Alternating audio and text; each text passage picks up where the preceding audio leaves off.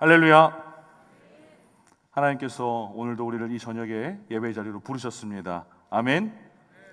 하나님께서 부르신 곳에서 예배하는 자들에게 하나님이 허락하신 은혜로, 하나님께서 깊이 만지시는 그 놀라운 은혜로 채워지는 복된 이 저녁이 될 줄로 믿습니다. 이전부터 있긴 했지만 최근 한 몇 년 사이에 굉장히 큰 붐을 일으키고 있는 한 카테고리가 있습니다. TV 프로그램이나 인터넷, 스트리밍, 온라인 플랫폼 등을 통해서 계속해서 이 분야의 컨텐츠들이 많이 쏟아져 나오고 있는데요. 드라마도 아니고 영화도 아닙니다. 다큐멘터리도 아니고요. 바로 강연입니다. 여러분들이 잘 아실 수도 있겠지만 어떤 한 인물이, 어떤 한 대표가 자신의 업적이나 그리고 그 업적으로 만들어낸 결과물 혹은 그 과정을 아주 많은 사람들에게 설명하고 이야기하는 그런 내용의 프로그램입니다. 그래서 이 강연자를 통하여서 듣게 되는 한마디 한마디를 통해서 많은 도전을 받고 이런 부분도 있구나 깨닫게 되는 그런 프로그램이 강연인 것입니다. 대부분 이 강연에 출연하는 사람들이 어떠한 분야나 부분에서 굉장히 높은 위치에 올라갔거나 아니면 남들에게 이렇다 할 성과를 보여줄 수 있는 사람들이기 때문에 그 말 한마디 한마디가 매우 가치롭고 또 우리의 마음에 새겨질 만한 것 같이 들립니다. 그래서 이런 권위 있는 사람들의 가르침이나 탁월한 사람들의 무언가를 듣는 것, 어떠한 경지에 있는 사람들의 그 하나를 우리가 캐치하려고 하는 이 사람의 마음은 요 근래에 비단 많은 강연 프로그램들이 생긴 것만으로 확인할 수 있는 것이 아니라 저 옛날에도 동일하게 있었던 것을 우리는 역사적인 사실과 사료들을 통해서 알 수 있습니다. 그리스 로마 시대 때에 많은 사람들이 광장에 모여서 서로 토론하고 학식이 높은 사람의 어떠한 이야기를 듣는 것, 그리고 춘추 전국 시대에 이곳 저곳에서 수많은 사람들이 자신을 드러내기 위해서 일어났지만 그보다 더 많이 그들의 정신과 사상을 지배하는 많은 사상들이 한 사람들로부터 한 명 한 명으로부터 나왔던 것, 그리고 그것을 사람들이 듣게 됐던 것들을 보게 되면 이것이 비단 오늘날만의 일은 아니구나라는 사실을 알 수 있는 것이죠. 저도 신대원 1학년 시절에 테드라고 하는 한 강연 프로그램에 빠졌었습니다. 한 프로그램이 20분 남짓되는 프로그램인데 그 20분 남짓되는 프로그램 안에서 기술과 디자인과 그리고 엔터테인에 관한 것들을 하나하나씩 자신들이 강연하는 그 강연자들의 것을 듣고 저 또한 그것을 제가 습득하고 익혀서 저 사람들처럼 언젠가 필요한 때에 멋있게 한번 뱉어보고 싶다라는 마음이 들 만큼 많은 테드의 강연을 듣기도 했습니다. 그래서 제 안에 더 좋은 것들, 더 탁월한 것들, 더 수준이 위에 있다고 느껴지는 것들을 채우고 싶은 욕망을 그것들로 조금 채워보려고 노력을 했었던 것 같습니다. 그런데 아쉽게도 그 채워짐, 그 만족, 그 내용의 어떠함들은 순간에 지나지 않았어요. 오래 지속될 줄 알았고 이것이 계속 제 안에 남아서 풍성한 무언가를 만들 수 있을 거라고 생각했는데 그렇지 않았다라는 것입니다. 오늘 우리가 보는 이 성경 요한복음 7장에 이런 표현을 하고 있습니다. 오늘 본문인 7장 46절인데요. 한번 같이 읽어보겠습니다. 함께 읽습니다. 아랫사람들이 대답하되 그 사람이 말하는 것처럼 말한 사람은 이때까지 없었나이다 하니. 아멘. 그 사람이 말한 것처럼 말한 사람은 이때까지 없었나이다. 그 사람이 말한 것처럼 너무나도 탁월하고 완벽하고 반박할 수 없을 만큼, 아니 그 사람이 말하는 것을 듣고 있으면 깊이 빠져들어가는 그런 말을 들어본 적은 저는 단 한 번도 없습니다 라고 기록하고 있어요, 성경이. 이 말을 이해하기 위해서는 우리는 이 말이 등장하게 된 앞선 상황을 조금 이해할 필요가 있습니다. 여러분들 용수철 아시죠? 스프링이라고 부르는 그 용수철은 힘을 가하면 가할수록 반작용의 힘이 더욱더 강해져서 탄성이 강해지며 튀어오르게 되어 있습니다. 이처럼 진리도 억누를수록 그 반발하는 힘과 작용이 더욱더 강해지는 것이죠. 예수님께서 이 땅에 오셔서 하나님 나라의 복음을 전하실 때에, 사람들에게 하나님의 말씀을 전하실 때에 많은 사람들이 그걸 듣기 시작했어요. 예수님이 다니시는 곳마다 하나님 나라의 일들을 다 전하고 나니까 사람들이 점점 구름과 같이 모여들기 시작했다는 거예요. 그런데 이것이 참 좋은 일임에도 불구하고 그때 당시에 이스라엘의 기득권층을 가지고 있었던, 이스라엘이 어쩌면 로마로부터 벗어나지 않고 계속 속국으로 있길 바랬던 대제사장들과 서기관들, 바리새인들의 눈에는 이 예수님의 놀라운 진리의 복음, 말씀의 전파가 눈의 가시와 같았어요. 그래서 예수님을 믿고 따르는 이들이 많아지자 오늘 성경이 등장하는 그 본문 안에 대제사장들과 바리새인들이 사람을 고용합니다. 그래서 그 사람을 시켜서 예수님을 잡아오라 라고 이야기하는 거예요. 우리가 저 무리들을 어떻게 할 수는 없으니까 저 무리를 선동하고 있는 것처럼 보이는 저 예수만 잡으면 이 사단이 끝나겠다라는 생각을 한 것이죠. 그래서 이 대제사장들과 바리새인들이 아랫사람들, 자신의 부하를 시켜서 예수님을 잡아오게 합니다. 어차피 뭐 예수님 주변에 있는 사람들이 그냥 민중들이었으니까 힘을 써서 잡아온다고 하면 누가 어쩌겠는가. 오히려 기득권층과 힘 있는 사람들은 우리를 옹호해 줄 테니 이 잡아가는 것이 문제 없겠다라고 생각한 거예요. 그래서 이 대제사장들과 서기관들, 바리새인들이 예수님만 잡히면 우리의 골치 아플 일이 더 이상 없겠다라고 생각한 것이죠.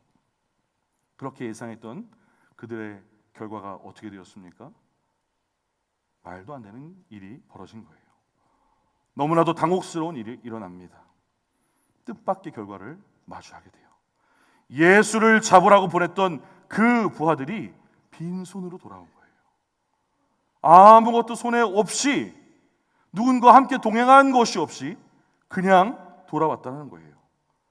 오늘 본문이 있는 46절 앞절인 45절의 말씀을 함께 읽어볼까요? 45절입니다. 함께 읽습니다.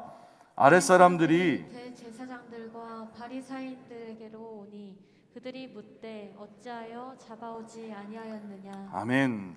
어찌하여 잡아오지 않았느냐. 야, 너 왜 빈손으로 왔어? 야, 너 내가 예수 잡아오라는데 너 어디 갔어? 이렇게 물어본 거예요. 그냥 단순히 추궁하는 정도가 아니에요. 이해할 수 없는 상황이 눈앞에서 벌어지자 당혹을 감추지 못하는 것이 그대로 묻어나는 겁니다. 아니, 왜 빈손으로 온 것이냐? 왜 어찌하여 그냥 온 것이냐? 얘기하고 있는 것이지요. 예수님이 만약에 숨어서 몰래 남들이 많이 보지 못하는 곳에서 조금씩 모아놓고서 하나님 나라의 일들을 전했다면 예수님을 잡기가 힘들었을 거예요. 어디에서 언제 말씀을 전하는지 알 수 없기 때문에 예수님을 잡는 것이 하늘의 별 따기와 같이 어려웠을지 모른다는 겁니다. 그러나 예수님을 잡는 건 너무나도 쉬운 일이었어요. 사람들이 많이 모여있는 곳에 가면 그분이 계셨고, 그분이 계신 곳에 가면 언제나 그분의 말씀을 듣기 위해서 많은 사람들이 함께 있었거든요. 그냥 가기만 하면 되는 거였어요. 가서 잡아만 오면 되는 거였어요. 그런데 그럼에도 불구하고 그들이 빈손으로 돌아왔다는 겁니다. 그래서 책임을 추궁합니다. 어찌하여 너희는 그 빈손으로 돌아왔느냐? 어찌하여 잡아오라는 예수는 잡아오지 못하고 너희 둘만 그렇게 온 것이냐? 묻는 그들의 질문에 그 잡으러 갔던 아랫사람들은 이렇게 대답하는 거예요. 그 사람이 말한 것처럼 말하는 사람은 내가 본 적이 없습니다. 내가 그 예수처럼 말하는 사람을, 그 예수와 같이 탁월하게 나를 사로잡은 말을 한 사람은 단 한 번도 없었습니다. 어떻게 된 일입니까? 그 아랫사람들이, 그 대제사장들과 바리새인들이 고용했던 그 부하들이 예수님을 잡으러 갔다 예수님의 설교를, 예수님의 말씀을 듣게 된 것이에요. 그냥 처음엔 잡으러 갔어요. 그런데 그 잡으러 간 그 안에서 들려지기 시작한 거예요. 나는 저 예수를 잡으러 가는 것이 목적이었는데 그 목적과 아무 상관없이 내 귀에 하나님의 말씀이 들려지는 일들이 이 사람들에게 있었다는 사실이에요. 되게 이상한 말씀을 했어요. 이 본문이 있는 앞선 절에 37절과 38절에 예수님이 하신 말씀이 어떤 말씀인지 나옵니다. 이런 말씀이 제가 읽겠습니다. 누구든지 목마르거든 내게로 와서 마시라. 나를 믿는 자는 성경의 이름과 같이 그 배에서 생수의 강이 흘러나오리라. 아멘. 생수의 강이 흘러나온다. 누구든지 목마른 자는 다른 곳에서 물파 마시지 말고 내게로 와서 나를 마시라라는 이야기를 했다는 거예요. 저거 미친놈 아니야? 라고 생각할지 모르는 이야기예요. 어디 감히 하나님의 말씀을 함부로 뱉고 있어? 라고 생각했을지 몰라요. 아니, 이 말씀이 하나님의 말씀인지도 몰라요. 나를 마시라고? 저 사람 완전히 정신이 나간 사람이구나 생각했을지 몰라요. 그런데 그 설교를 듣고 예수님께서 말씀하시는 그 말씀을 듣고 이 아랫사람들의 마음이 요동치기 시작해요. 잡으러 갔는데 나를 돈 주고 고용한 그 대제사장들과 바리새인들의 명령에 복종해야 하는 아랫사람이라고 등장하는 이 사람들이 설교를 듣고 큰 변화를 경험하게 되었다는 사실이에요. 성경의 이 부하가 어떠한 배경을 갖고 있고 이 부하들이 어떤 출신이고 어떠한 사람인지에 대해서 단 한마디도 기록하지 않고 있어요. 그러나 한 가지 분명한 사실은 이 아랫사람들, 대제사장들과 바리새인들로부터 사주를 받고 예수님을 잡으러 갔던 사람들은 단 한 사람, 예수 그리스도의 설교를 듣고 그들의 마음이 변화되었다는 사실입니다. 이건 대제사장들도 바리새인들도 조금도 상상할 수 없었던 일이에요. 심지어 돈을 받았으니 우리가 저분들의 명령을 따라서 잡아오면 되겠구나 라고 생각하고 잡으러 갔던 그 아랫사람들 자신들조차도 상상치 못했던 일이라는 거예요. 만약에 물론 그들이 예수님에 대해서 아마 좋은 생각을 했을 수도 있을 거예요. 혹은 언젠가 한번 지나가다 예수님의 설교를 들어본 적이 있는 것 같은 사람도 있었을지 모릅니다. 그러나 이것은 우리의 상상일 뿐 성경은 조금도 이에 언급하고 있지 않아요. 우리가 아는 것은, 우리가 이 성경의 말씀을 통해 기록돼서 확인할 수 있는 것은 예수님의 설교를 듣고 그들의 마음에 심경의 변화가 일어나서 예수를 잡으려 했던 그들이 아무것도 하지 못하고 오히려 대제사장들과 바리새인들 앞에서 예수님을 변호하는 사람들이 되었다는 사실이에요. 이것이 말씀의 능력인 줄로 믿으시기 바랍니다. 하나의 설교가, 한편의 설교가 예수님의 완전하신 말씀이, 하나님의 살아계신 말씀이 귀에 들릴 때에 그 심령의 변화가 일어난다는 사실입니다. 이들은 어떻게 보면 직무유기예요. 자신들의 상관으로부터 하달받은 내용에 대해서 지키지 않았기 때문에. 그리고 더 심각한 것은 돌아와서 다른 변명을 쏟아놓는 것이 아니었어요. 아니, 내가 예수님을 잡으러 갔는데, 저 예수를 잡으러 갔는데 다른 사람들이 저를 치고 밀고 못 잡게 막더이다, 이런 말 단 한마디도 안 했어요. 우리가 그 예수님의 말을 들어보니, 우리가 그 예수님의 설교를 듣고 있으니 그분과 같이 말씀하신 분이 단 한 번도, 단 한 명도, 그 누구도 없었습니다. 이렇게 옹호했다라는 사실이. 도대체 무엇이 이 두 사람을 이렇게 만든 것입니까? 우리 다시 한 번 더 오늘 본문을 읽어볼까요? 7장 46절입니다. 함께 읽겠습니다. 아랫사람들이 대답하되 그 사람이 말하는 것처럼 말한 사람은 이때까지 없었나이다 하니. 아멘. 대제사장들과 바리새인들이 몰래 불렀을 거예요. 야, 너 일로 와봐. 저 예수 잡아와. 그럼 내가 많은 돈을 줄게. 예수님을 잡기 위해서 그 사람들이 아무에게도 말하지 않고 자기들끼리만 그 예수님이 있는 곳을 향해서 그 무리들 사이로 파고들면서 향해서 점점 전진해서 나갔을 거예요. 그런데 갈 수가 없네. 아니, 무슨 사람이 이렇게 많아? 한 명 좀 지켜보고, 한 명 좀 비켜보고. 이렇게 했는데도 저 앞에 있단 말이야? 어떻게 만나야 되는 거야? 조금씩 앞으로 그 예수님을 향해 갑니다. 그러자 잡으려고 했던 그 마음과 그 생각과 그 모든 것은 사라지고 말씀이 들려졌어요. 그리고 그 사람이 말한 것과 같이 말한 사람은 없었나이다 고백할 만큼 예수님께서 하신 말씀이 그들을 그렇게 변화시킨 것입니다. 왜 그런 것입니까? 예수님의 말씀은 권위 있는 하나님의 말씀 그 자체이기 때문입니다. 여러분 오리지널 아십니까? 오리지널? 우리나라 말로 표현하면 쉽게 표현하면 원조예요. 원조. 진짜. 저는 고추장과 떡을 좋아하지 않습니다. 그래서 떡볶이를 좋아하지 않습니다. 그런데 제가 학교를 다니던 시절, 대학 시절에 신당동에서 친구들과 약속을 한 적이 있어요. 신당동에는 뭐가 유명하죠? 떡볶이가 유명해요. 그런데 제가 떡볶이를 좋아하지 않으니까, 떡과 고추장을 좋아하지 않으니까 그곳에서 떡볶이를 먹었을까요? 네, 신당동이라 어쩔 수 없이 끌려갔어요. 그런데 가니까 떡볶이 골목이라고 딱 있는데 오만 대가 다 그냥 떡볶이만 파는 거예요. 세상에 이렇게 소돔과 고모라 같은 동네가 어딨나 이런 마음이 막 들었는데 그 가운데 그 동네를 아주 잘 아는 한 자매가 있었습니다. 그 자매가 저를 딱 끌고 나머지 일행과 함께 저 집이야 하면서 데리고 갔어요. 47년 원조.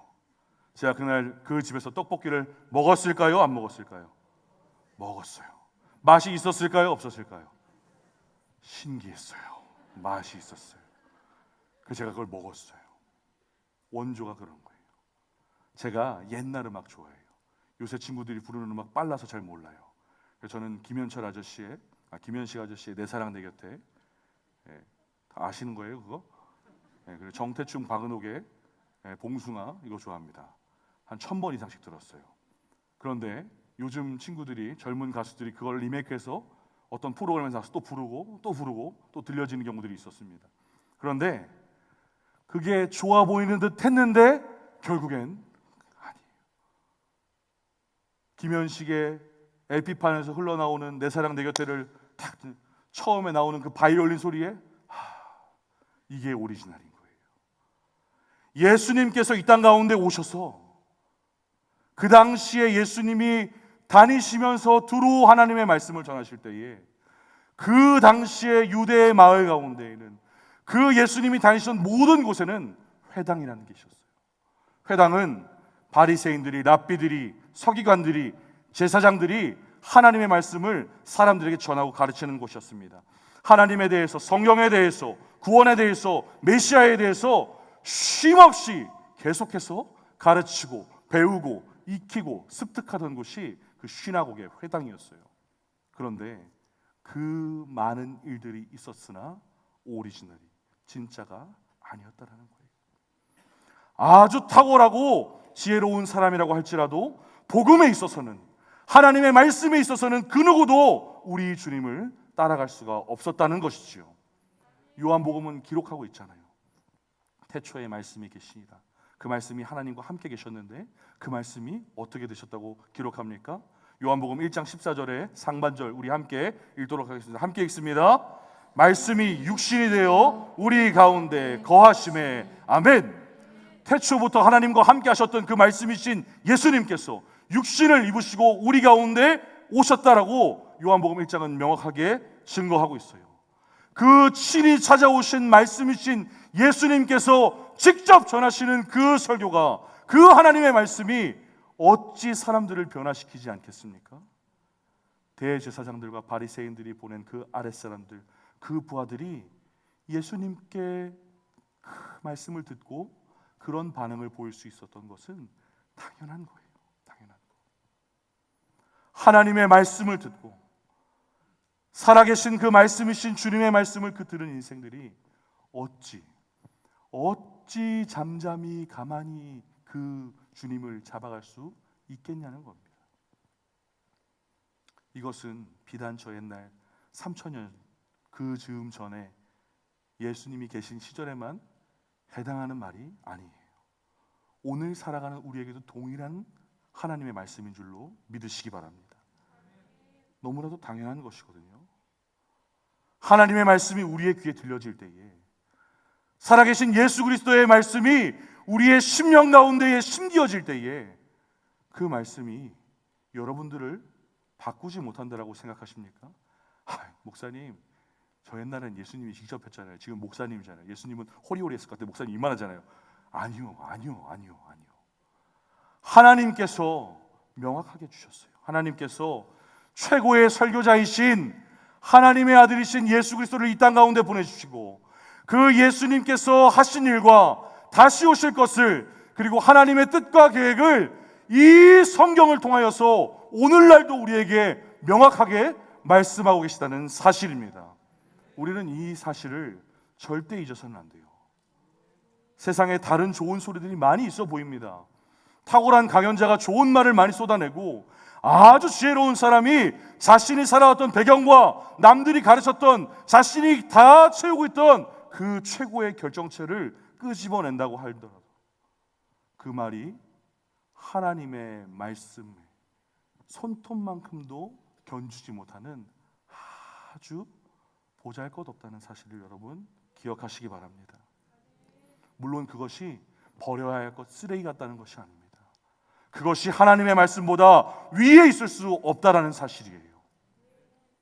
여러분의 문제와 상황 앞에서 여러분이 하나님을 믿는 성도라고 말하면서 하나님의 말씀으로 무장되어야 하는 그런 인생이라고 생각하면서 여러분들은 하나님의 말씀을 먼저 듣고 그 말씀에 사로잡히지 않는 모습은 아닌지 돌이켜 보시기 바랍니다. 오늘 아침에도 담임 목사님께서 설교하실 때에 수가 아닌 주를 보라 할 때 마음이 울컥하고 무너졌어요. 우리의 문제가 그런 거예요. 우리의 문제 앞에서 문제를 바라보다가 말씀하시는, 살아 역사하시고 내가 오늘도 너희에게 영원한 말씀으로 함께하지 않느냐, 그 약속을 지키시는 하나님을 바라보지 못하는 우리는 아닌지 생각하게 된다는 것입니다. 말씀을 맺으려고 합니다. 우리 사랑하는 성도 여러분들, 세상이 변하고 모든 것이 달라진다고 할지라도 하나님의 말씀은 우리에게 여전히 최고의 말씀인 줄로 믿습니다. 우리에게 최고의 말씀이신 그 예수 그리스도, 그 주님의 살아있는 말씀을 오늘날 이 강대를 통해서 하나님의 종들을 통하여서 여러분에게 들려주시고 계시다는 사실을 믿으시기 바랍니다. 하나님께서는 그렇게 말씀하세요. 하나님께서는 연약한 주의 종들을 통하여서 살아계신 하나님의 말씀을 오늘 그렇게 듣게 하시는 것입니다. 그렇다면 여러분 기억하셔야 돼요. 예수님을 잡으러 갔던 그 두 아랫사람들, 그 대제사장들과 바리새인들이 돈 주고 사서 보내서 명령했으나 잡아오지 못했던 예수님의 말씀을 듣고 살아계신 하나님의 말씀을 설교를 통하여 듣고 그 심령이 변하여진 인생처럼 우리도 말씀을 들었을 때 우리의 심령이 변해지는 놀라운 역사가 있기를 축복합니다. 그것이 하나님의 말씀의 능력입니다. 오늘을 살아갈 힘도, 여러분이 인생을 다 할 때까지 하나님 안에서 강건하게 서 있을 수 있는 능력도 다 주의 말씀을 들음으로부터 나오는 줄 믿으시기 바랍니다.